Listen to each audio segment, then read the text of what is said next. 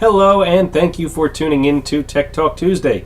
My name is Brian, and I am the owner of Veranda Technologies. We're here in Brick Township, New Jersey, and we service Monmouth, Ocean, and the surrounding counties. So it is the end of the year. Happy holidays, everybody. It's a perfect time for a refresher on password rules. We've done videos like this in the past. We did one just last week on email password security, and just to recap that real quick, remember your email account is the gateway to all of your other accounts. If you forget a password, you're going to go to a site, you're going to click Forgot My Password, and they're going to send your password or a link to reset your password to your email account.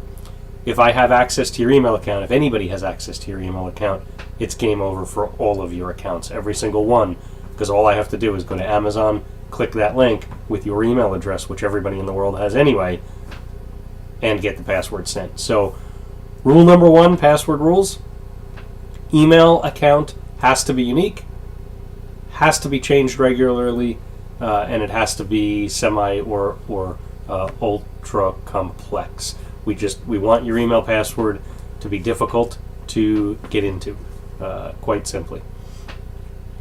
You also want to make sure that you don't use simple passwords that are easily guessed or hacked.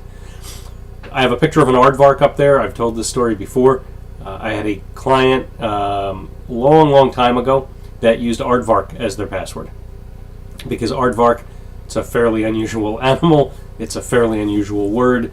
The problem is it starts with the letter A twice, and if it's not the first word in the dictionary, it's pretty close to the first word in the dictionary. So if somebody's using a dictionary attack, it's going to take them about 8 seconds to get the password for that account. And this was on a server, so not ideal. Sounds good in your head. It's really not a great word to use for a password. So you don't want to use things like Mets, Florida. They're simple words. You need something with numbers and symbols and characters. Don't use the same password for all sites. Again, if I get your password for something, now I know a password that I can try on everything else. If your password's the same for all of your sites, it's game over pretty quickly. Particularly for financial sites. Any banks, mortgage accounts, trading accounts, car loan account, anything that has financial data tied to it, you want those. You forget it. I didn't even say want. You need those passwords to be complex. You need those passwords to be unique, so that they're not easily accessible. Change your passwords routinely. I don't want you to change them so routinely that it makes you complacent or lazy, but you need to change them routinely. And that's why we're doing this now. It's the end of the year. It's a perfect time to remind people to go in and start changing passwords.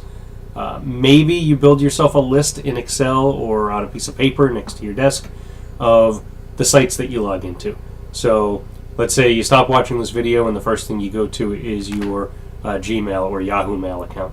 Write down Yahoo or Gmail. You order something from Amazon later. Write down Amazon.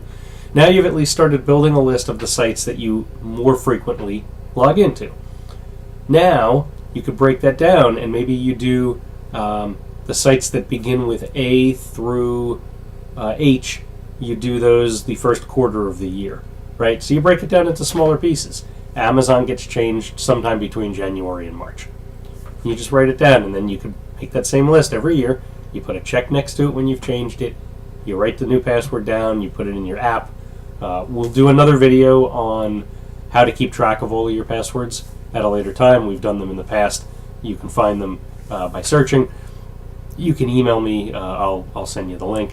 But create a new password for, if you break it down into small pieces like that, I promise you it's manageable.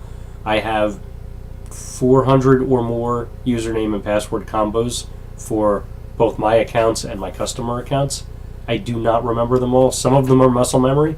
If I'm in a particular server frequently, I may remember that password.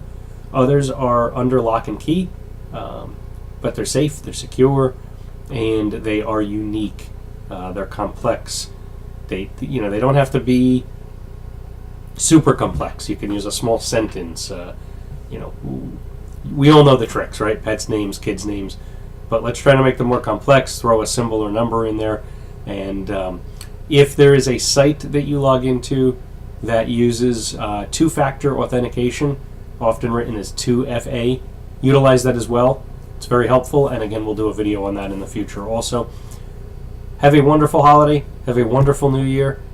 We will see everybody next week on Tech Talk Tuesday. Until then, be safe, change your passwords. Have a great one. Thanks.